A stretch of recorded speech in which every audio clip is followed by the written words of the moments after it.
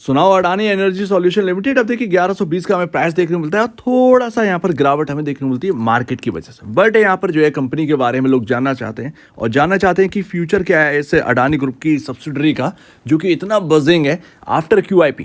So basically Adani energy solution को मिलाकर market के अंदर 3 अडानी ग्रुप की कंपनियां हो जाती हैं जो पावर से रिलेट करती हैं, यानी कि अडानी एनर्जी सॉल्यूशन लिमिटेड, आपका Adani power and Adani green energy.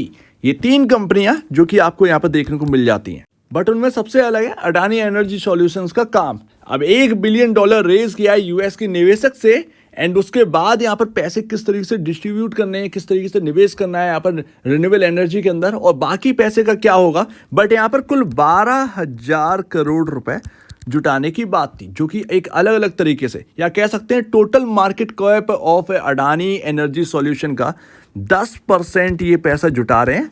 And 28 मई 2024 को अडानी एनर्जी सॉल्यूशन लिमिटेड की मैनेजमेंट ने ये बात शेयर करी कि हम जो है वो 30,000 सर्किट किलोमीटर का यहाँ पर ट्रांसमिशन लाइन 2030 तक यहाँ पर सेटअप करना चाहते हैं। एंड यहाँ पर ऑफ कोर्स यहाँ पर आपके सामने बिग प्लेयर एक आ जाता है जो कि गवर्नमेंट से रिलेट करता है, यानी कि PSU से रिलेट करता है, पावर ग्रिड। बट वो एक अलग कंपनी बन जाती है। प्राइवेट में अगर आप देखेंगे तो 2 लोगों की टक्कर है सीधे सीधे, Adani energy solution limited and Tata power. And अभी अगर आप देखें तो अभी 21,100 सर्किट किलोमीटर्स की ट्रांसमिशन लाइन पर ये काम करते हैं।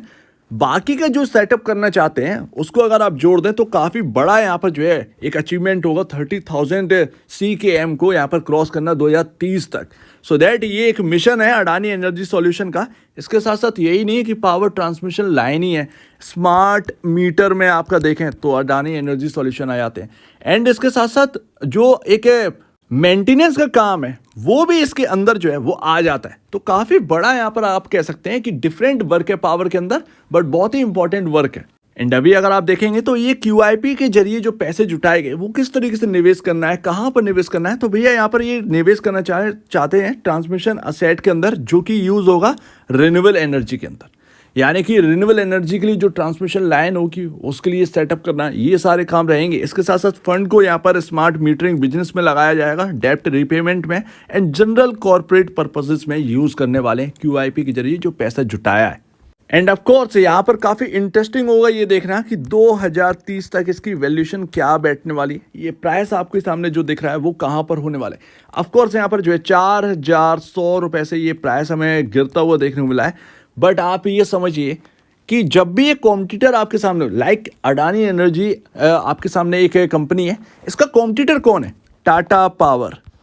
टाटा पावर का जो ट्रांसमिशन का बिजनेस है वो बहुत बड़ा वेटेज रखता है टाटा पावर के अंदर। अगर पूरा सेगमेंट को ब्रेक डाउन कर देंगे और ट्रांसमिशन का यहाँ पर जो है बिजनेस निकाल कर देखेंगे तो उसका रेवेन्यू एंड उसका जो प्रॉफिटेबिलिटी है उससे अगर आप कंपेयर करेंगे अडानी एनर्जी सॉल्यूशंस को, तब आपको समझ में आएगा कि कितनी वैल्यूएशन ठीक है अडानी एनर्जी सॉल्यूशन की। 4,100 पर हमें जो प्राइस देखने को मिल रहा था वो एक लिक्विडिटी बेसिस का प्राइस हमें कहीं ना कहीं देखने को मिल रहा था। एंड उस वक्त जो वैल्यूएशन थी वो बिल्कुल भी जस्टिफाई नहीं करती थी। बट आज के टाइम में अडानी एनर्जी सॉल्यूशंस की जो वैल्यूएशन है वो बिल्कुल यहाँ पर रीजनेबल वैल्यूएशन के आसपास आ चुकी है। थोड़ा बहुत आपको महंगा देखने को मिल रहा है, ऑफकोर्स टाटा पावर की कंपैरिजन तो काफ़ी महंगा देखने को मिलता है। बट यहाँ पर जो है आपके सामने जो भी है वो आपके सामने रखा है, बट वो बहुत बहुत बहुत महंगा नहीं है। जो आपका 4,100 पे था वो डर इसमें इस प्राइसिंग में नहीं देखने को मिलता है। बट क्या ये यहाँ पर रिकवर होगा? ऑफकोर्स होगा, क्यों नहीं होगा। आपको 4,100 का प्राइस देखने को मिलेगा। बट हाँ, जो उस वक्त चीज़ें चल रही थी वो इस वक्त नहीं चल रही हैं। आसानी से वो प्राइस नहीं देखेगा, ग्रोथ चाहिए होगी एंड उस ग्रोथ के बलबूते पर ही यहाँ पर जो है आपके सामने वो प्राइस आता हुआ दिखेगा, लेकिन उसमें एक बड़ा टाइम लगेगा। एंड हाल फिलहाल में सब चौंक गए होंगे, जो भी अडानी एनर्जी सॉल्यूशन के बारे में सर्च करता होगा तो उसको पी रेशियो अचानक से बढ़ता हुआ दिखेगा। बट ऐसा नहीं, एक्चुअल में बात कुछ और। 26.75 का इंडस्ट्री पी है एंड अराउंड ये एक ऐसी कंपनी है अडानी ग्रुप के अंदर जो बाकी कंपनियों की तरह नहीं है, बहुत ज़्यादा महंगी नहीं है। And price to book value आपको 6.82 टाइम देखने को मिल जाता है। ऐसा नहीं है कि 60 गुना ऊपर काम कर रहा हो अपने बुक वैल्यू से, तो ये अडानी एनर्जी सॉल्यूशन के अंदर नहीं देखने को मिलता है। ये बहुत ही अच्छी बात है। थोड़ा बहुत महंगा है बट वो वैल्यूएशन एडजस्टमेंट हो सकती है और वो कोई दिक्कत की बात नहीं है, उसके अंदर कोई बहुत बड़ा प्राइस हमारा जो है गायब नहीं हो जाएगा। एंड जो प्रॉब्लम आई है वो नेट प्रॉफिट के घटने से है, एंड ये घटा इसीलिए क्योंकि यहाँ पर एक्सेप्शनल आइटम है, ये वन टाइम एक्सेप्शन आइटम जो है वो इनके ऊपर लद गया है, तो उसकी वजह से जो प्रॉफिटेबिलिटी थी वो बिल्कुल धस गई है एंड लॉसेस यहाँ पर हमें देखने को मिले। तो ये वन टाइम है, सिर्फ वन टाइम, एंड मार्केट इस चीज़ को नहीं देखता है, इस बात को ध्यान रखिएगा।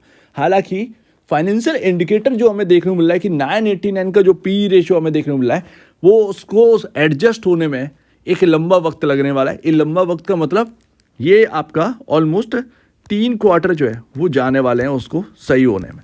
तो धीरे धीरे कर वो अपने आप ही डाउन आ जाएगा, सेटल डाउन हो जाएगा। बट निवेशक जब जानता है तो उसके बारे में ज़्यादा सोचता नहीं है, वो आगे की प्रॉफिटेबिलिटी को गौर करेगा। बट यहाँ पर एक चीज़ है कि ऑपरेटिंग प्रॉफिट अगर आप देखेंगे तो इतना फलता फूलता हुआ नहीं दिखेगा।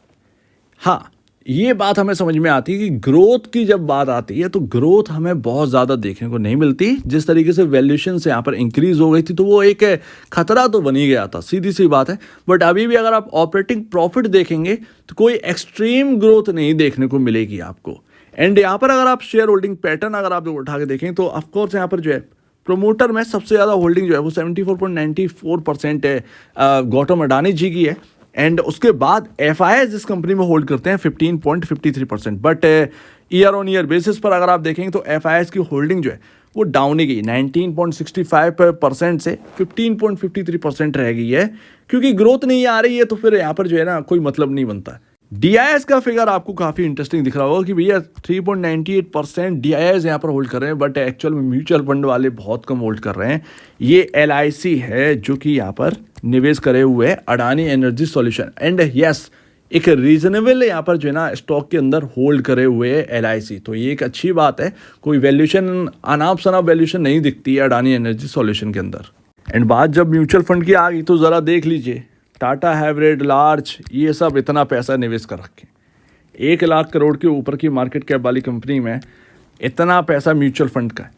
तो अब आप समझ गए वो पूरा का पूरा जो स्टेक है वो LIC का है, 3% यहाँ पर LIC ही होल्ड कर रहा है। तो अभी अडानी एनर्जी सॉल्यूशन का एक बात तो समझ में आ रहा है कि बहुत ही इंपॉर्टेंट पार्ट है पावर सेक्टर के अंदर, एंड वो इनका जो काम है वो लगातार आगे बढ़ना चाहिए, उसके लिए यहाँ पर जो है लगातार कोशिश कर रही है कंपनी। 2030 का मिशन भी आपने देख लिया, फ्यूचर प्लान्स हैं इनके, तो परफेक्ट पिक्चर दिखाई दे रही है। बट यहाँ पर अगर आप बात करें तो आपको और भी ज़्यादा जानना है, जो कि मैं डीपली नहीं गया हूँ, तो टाटा पावर के बारे में जो मैंने स्टार्टिंग में बताया वो आप करके देखिएगा तो आपको समझ में आएगा कि अडानी ट्रांसमिशन या कह सकते हैं अडानी एनर्जी सॉल्यूशन की जो वैल्यूएशन है वो कितनी महंगी या सस्ती है टाटा पावर के ट्रांसमिशन बिजनेस के कंपैरिजन। ये आपको मोटी बात तब समझ में आएगी क्योंकि उनका मार्केट कैप के हिसाब से देखेंगे तब समझ में। एक्चुअल में अगर आप पावर सेक्टर के अंदर देखेंगे तो टाटा पावर की असल में जो वैल्यूएशन है वो अभी उभरी ही नहीं है। सबसे ज़्यादा वैल्यूएबल स्टॉक दिखता है टाटा पावर बिकॉज ऑफ उसके अंदर काफ़ी डाइवर्सिफाइड बिजनेस आते हैं। जब वो बिजनेसेस अलग होंगे, जैसे ट्रांसमिशन का अलग कर दें, तो वैल्यूएशन उसकी निखरेगी। तो आगे चलकर उसके अंदर जब भी डीमर्जर होगा वैल्यू बहुत बड़ी क्रिएट करेगा वो स्टॉक निवेशकों के लिए। ये बात तो सही में समझ में आ रही है। अभी हाल फिलहाल की बात अगर आप करेंगे एंड लास्ट चार्ट पर क्या चल रहा है, तो चार्ट पर तो बॉस यहाँ पर जो है ना बिल्कुल यहाँ पर आपके सामने एक रेंज में चल रहा है 2023 से दिसंबर के टाइम से, दिसंबर क्यों, नवंबर दिसंबर के टाइम से चल रहा है। ये आपके सामने ऑलरेडी मैं आपको दिखा चुका हूँ 967, ऊपर में 1152, एंड जब भी ये 1152 क्रॉस करता है तो बॉस ये 1250 के आसपास टिक नहीं पाता। ये बात अपने को यहाँ पर जो है समझ में आ रही है। एंड ये काफ़ी यहाँ पर जो है ना दिक्कत भरी है क्योंकि अभी हाल फिलहाल में ये गया भी था हायर साइड, बट आपके सामने जैसे ही यहाँ पर आपके सामने 1250 क्रॉस किया, आप देखेंगे ये लाइन देखिए, प्रॉफिट बुकिंग आ गई एंड वापस से डाउन, समझे, उसके ऊपर निकले 1250 के ऊपर, बट सिंगल डे के अंदर ही यहाँ पर जो है इंटरडे में ही प्रॉफिट बुकिंग आई एंड क्लोजिंग कहाँ हुई 1250 के जरा सा नीचे, एंड नेक्स्ट डे भी 1250 के नीचे, उसके बाद तो गिरावट है ही। तो ये एंड ये अभी की बात है, 5-6 दिन पहले की बात है। सो दैट अब आप वापस से उसी रेंज में आ चुके हैं, 1152 के नीचे 1121 का आपका प्राइस चल रहा है। तो ये सारी चीज़ें चल रही हैं अडानी एनर्जी सॉल्यूशन के अंदर, एक रेंज, एक पाइप के अंदर प्राइसिंग चल रही है। जिस तरफ भी ये मुड़ जाएगा उस तरफ यहाँ पर जो है ना आपको चलना है। या तो ये 1250 तोड़ दे और उसके ऊपर टिक जाए, तब तो ये हायर साइड की तरफ मुड़ जाएगा। या फिर 967 अगर टूटा तो एक अच्छा खासा बेस है हमारे सामने 967, अगर ये टूटा तो बहुत दिक्कत होगी और यहाँ पर जो है निचले लेवल देखने को मिल सकते हैं। तो ये अभी आपके सामने चल रहा है, कोई बड़ा कोई मूव देखने को नहीं मिल रहा है। अगर किसी को मूव एंजॉय करना है तो ये दोनों लेवल में से कुछ एक लेवल टूटे तब करिएगा, ज़्यादा बेहतर है। बिजनेस इंक्रीज करने पर लगे हुए हैं और उसकी वजह से प्रॉफिटेबिलिटी भी कहीं ना कहीं इंक्रीज होना चाहिए एंड उसकी वजह से वैल्यूएशन भी थोड़ा सा अच्छी होना चाहिए, अच्छी यहाँ पर जो है दिखना चाहिए। तो ये बात हमें समझ में आ रही है। तो काफ़ी इंपॉर्टेंट कंपनी है, बट अभी हल्का सा यहाँ पर वैल्यू की बात करो तो थोड़ा सा महंगापन यहाँ पर दिखता है अभी भी स्टिल टाटा पावर के ट्रांसमिशन बिजनेस के कंपैरिजन। सो लेट्स सी कि ये लेवल कब टूटेंगे और उसी वक्त मूव यहाँ पर आना स्टार्ट हो जाएगा, बिग मूव यहाँ पर आना स्टार्ट हो जाएगा। तो एक बार निवेश से पहले या बेचने से पहले अपने ब्रोकर एंड एडवाइजर से जरूर सलाह लीजिए। खुद की स्टडी करेगा, उससे बेहतर कुछ भी नहीं, खुद की स्टडी मस्ट है। तो आप दीजिए मुझे अपडेट देखने के लिए बहुत धन्यवाद दोस्तों।